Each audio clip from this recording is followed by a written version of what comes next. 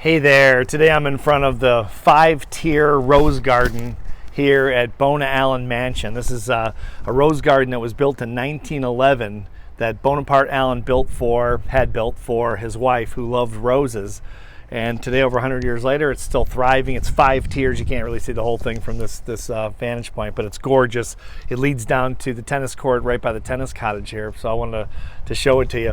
But today I want to talk about another chapter in my first book, which is 177 Mental Toughness Secrets of the World Class. And it's one of the most important chapters in the book. It's chapter number 4, where we talk about the idea that champions are motivated and driven by emotion, or what we call emotional motivators. You know, a lot of times people say, well, you know, I'm driven by money, or I'm driven by, I want to get a motorhome, or I want to drive a Mercedes-Benz, or something material like that. And if there's not emotion behind it, it typically doesn't have the firepower that it takes for world-class success. Now, maybe you're not going for world-class success, but we look at the very top performers, and there's usually some kind of emotion driven. They want to prove something to themselves. They want to prove something to the world. Someone told them they couldn't do it, or maybe a lot of people told them they couldn't do it.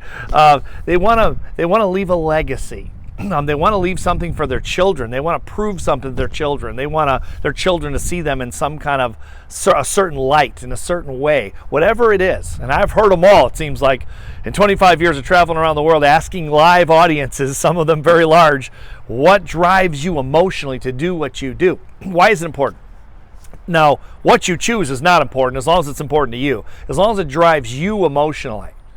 It doesn't really matter what it is, but it needs to drive you. If you're trying to motivate yourself with material things or things that don't really drive you, but you think, well, that's what everyone wants, so I'm just going to kind of go along with the crowd, it's not going to work. The only thing I ever really wanted, frankly, in my entire life was freedom. I just wanted to be free. I didn't want someone telling me what to do. I didn't like the feeling of that. A lot of us don't, that are entrepreneurs. We don't like to be told what to do. I wanted to live life on my terms, my way. 24/7. That was my really only goal. I never cared about all the stuff and whatever. I mean, stuff's fun. It's fun to have nice things and live in a nice place and all that. But that never drove me, really. It was always about freedom. So what's yours? What's your primary emotional motivator? You may have more than one, but I would encourage you to focus on one and then lock into it and dissect it 9 ways till Sunday, as they say, because you want to know exactly why you want it. I know why I wanted to be free. I didn't want someone controlling my life. I don't like to be controlled. It's one of the reasons in the beginning I was afraid of getting married, because I thought, well, now I've got someone controlling me, and I realized after a while I married someone who didn't try to control me, who knew I couldn't be controlled and didn't want to be controlled. But it's the reason I stayed out of anything in my life that had any control to it. And I didn't realize that in the beginning about freedom, that it was a control issue. Until later, until I dissected it. So I would recommend that you dissect whatever your emotional motivator is, okay? Because it will drive you to do things that you would never, no rational, logic-based human being would ever push through, especially, again, as an entrepreneur. You know, we persist and we persist and we persist, and in the entrepreneurial community, most of us understand that we fail our way to success. But the other side of the world, the let's call it the job world or the traditional world, they look at us and think we're crazy.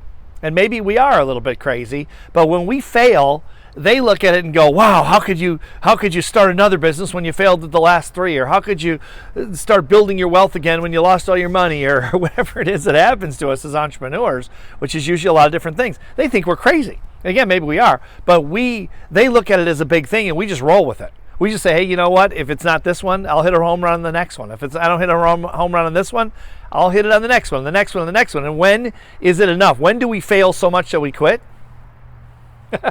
Never.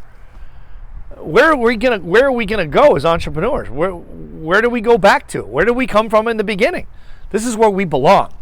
But to really drive yourself to do things that almost no sane, rational, logical thinking person would do, to hang in long enough to succeed, I think you have to have an emotional motivator. Then you have to know why you want it, what makes it drive you the way it does, and then keep it in front of you on a vision board, in writing, in your communication with people, in your affirmations, in your meditation, and whatever it is. Keep that image, that feeling that you want to feel, that emotional feeling, that high you have when you would see yourself achieving this grand goal.